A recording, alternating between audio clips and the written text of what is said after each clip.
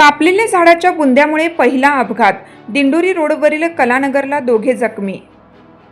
नाशिक शहरातील दिंडोरी रोडवरील कलानगर परिसरात आज सकाळी भीषण अपघाताची घटना घडली.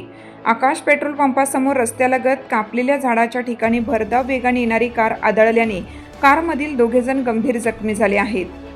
आज सकाळच्या सुमारास ही कार दिंडोरी रोडवरून वेगाने जात असताना चालकाचा ताबा सुटला आणि रस्त्याच्या कडेला कत्तल केलेल्या झाडांच्या बुंध्यावर कार जोरात आदळली. धडक इतकी भीषण होती की कारचे मोठ्या प्रमाणावर नुकसान झाले. अपघातात जखमी झालेल्या दोघांना तातडीने स्थानिक नागरिकांच्या मदतीने उपचारासाठी रुग्णालयात दाखल करण्यात आलं. त्यांची प्रकृती गंभीर असल्याची माहिती मिळत आहे. झाडांमुळे अपघात होत असल्याचे नागरिकांनी सांगितले. या प्रकरणी म्हसरूळ पोलीस ठाण्यात अपघाताची नोंद करण्यात आली असून पोलीस पुढील तपास करत आहेत. रस्त्यालगत कापलेल्या झाडांचे बुंदे उघडेच ठेवल्याने नागरिकांच्या सुरक्षेचा प्रश्न निर्माण झाला असून याबाबत संताप व्यक्त केला जात आहे.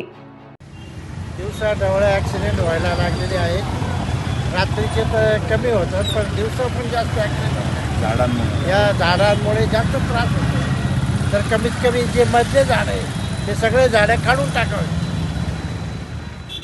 वृत्तसंकलन विभाग, सत्यवार्ता मराठी, नाशिक.